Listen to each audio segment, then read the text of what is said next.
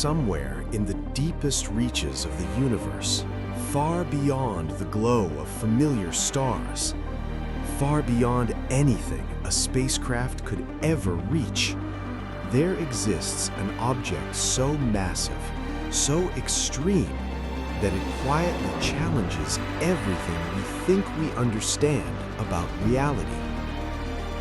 It does not shine on its own. It does not explode. It does not move through space like a wandering giant.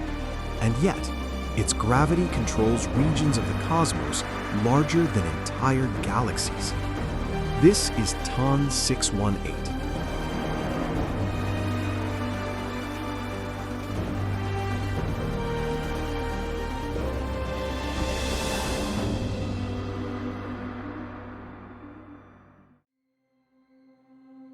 A black hole so enormous that according to our best theories, it should never have formed. Black holes are not supposed to grow without limits. They are not meant to become monsters. And yet, TON 618 exists. When astronomers first detected TON 618, they didn't see a black hole. What they saw was light. This light comes from a quasar, a disk of superheated gas swirling at incredible speed around the heart of TON 618. The quasar shines with unimaginable power, releasing more energy in a single second than our sun will emit in its entire lifetime. Gas, dust, and matter fall relentlessly toward the black hole, heated to millions of degrees as they spiral inward, while twin jets of particles shoot outward from its poles, stretching millions of light years into the surrounding cosmos. These structures illuminate the surrounding space, allowing astronomers to measure the gravitational pull of TON 618 indirectly. The quasar is more than just light. It is a cosmic signal, ablaze across billions of light years, revealing the presence of a black hole so massive it defies our understanding of physics. Its formation likely required enormous primordial gas clouds collapsing directly into a black hole without forming stars first. Such conditions could only exist in the earliest moments of the universe, when matter was denser and chaotic. TON 618 is not just a giant black hole, it is a survivor of a violent early universe, ablaze, showing us how extreme cosmic growth can be. At the center of that glowing disk lies the largest black hole ever discovered. Its mass is estimated at more than 60 billion times the mass of our Sun. For comparison, the black hole at the center of the Milky Way is about 4 million solar masses. TON 618 is not slightly bigger, it is 15,000 times more massive. If TON 618 replaced our Sun, its event horizon would stretch far beyond the orbit of Neptune. At this scale, size becomes a problem. Black holes grow by feeding. They pull in gas, dust, stars, anything that strays too close. But there is a rule, a cosmic speed limit. As a black hole feeds faster, the energy released by falling matter pushes new material away, slowing growth. This limit is known as the Eddington limit, and it exists to prevent exactly this kind of growth.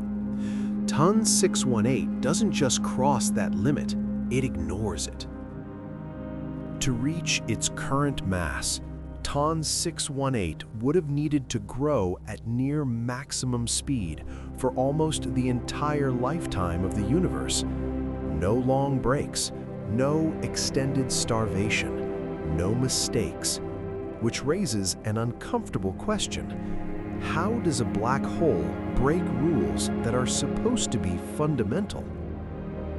What makes TON 618 truly unsettling is not just how large it is, it's how uncertain that size really is. No one can see the black hole itself. no one can measure it directly.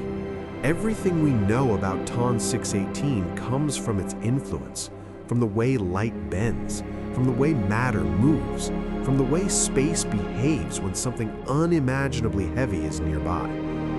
And when astronomers try to describe that influence, their answers don't line up perfectly. Some measurements suggest a mass so extreme it strains belief. Others pull the number down slightly, but none of them bring TON 618 back into comfortable territory. Even when scientists are cautious, even when they assume the smallest reasonable value, TON 618 is still far too large for the universe it lived in. When researchers recreate TON 618 inside computer models of the early universe, something always goes wrong. The black hole grows too fast, or its surroundings collapse, or the simulation simply refuses to produce anything like it at all. To make the math behave, assumptions have to be stretched, conditions have to be altered. The early universe has to become more forgiving than we expect it to be. And that leaves a quiet, uncomfortable thought. What if TON 618 didn't grow according to the rules we use today? What if it formed during a brief moment when the universe played by different ones? If that's true, then TON 618 isn't just massive, it's ancient, a remnant, a survivor from a version of the universe we can no longer recreate. And if the universe could create something like this once, there is no certainty it didn't do it again.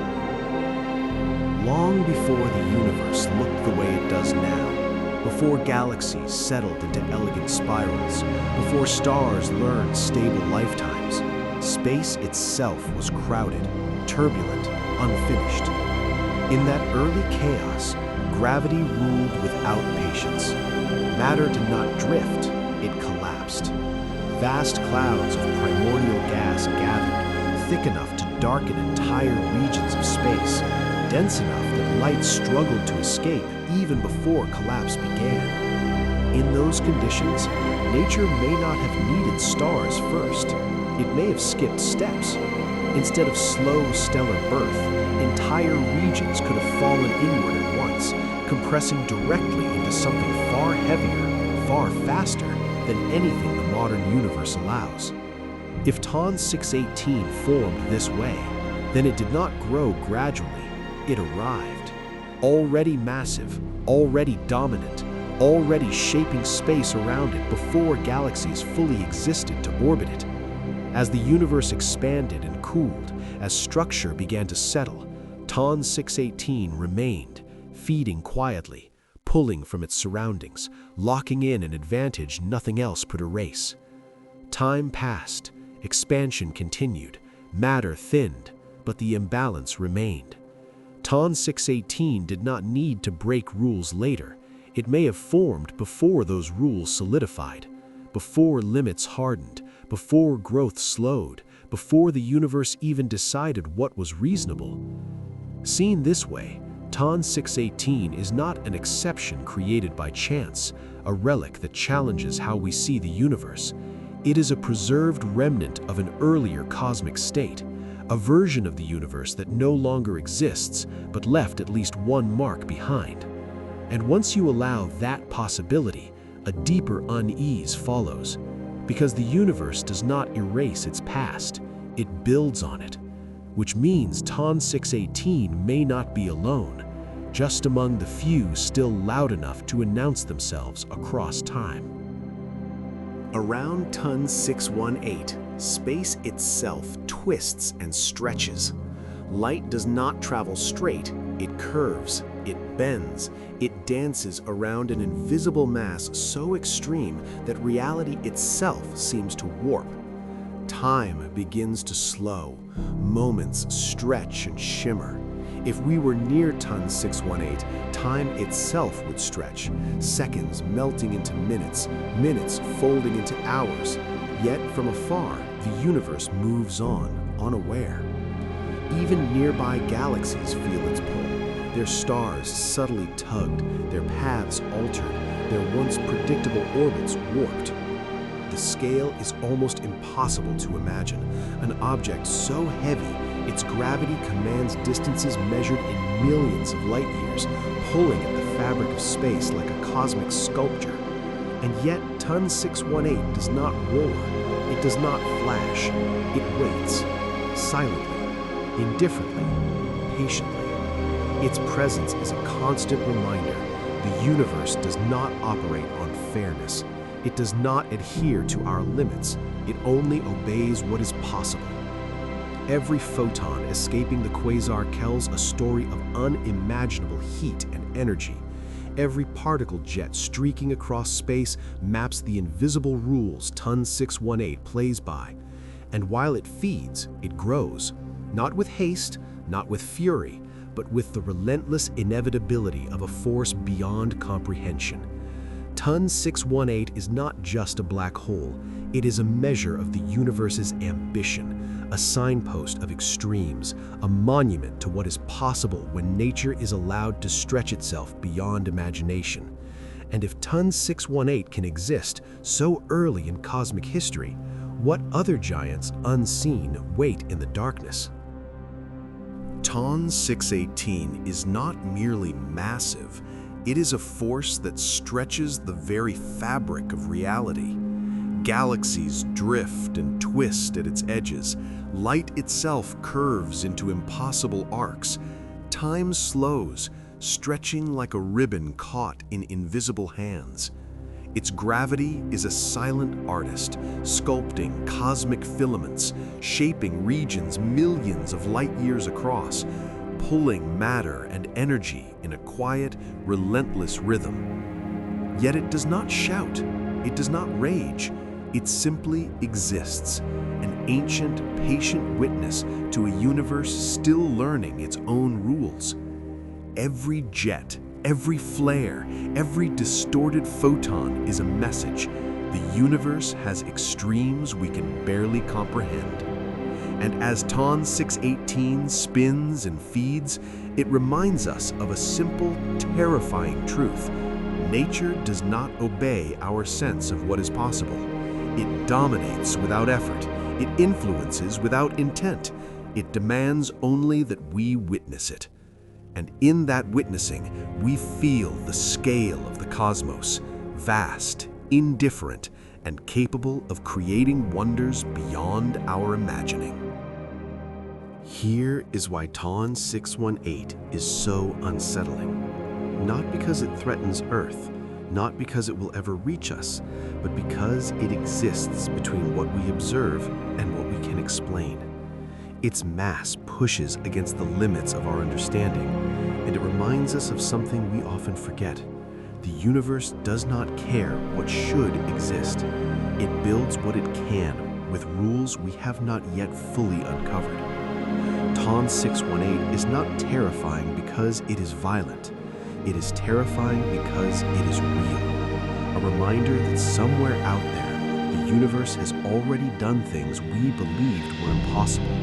And if something like Ton 618 can exist, then what else is waiting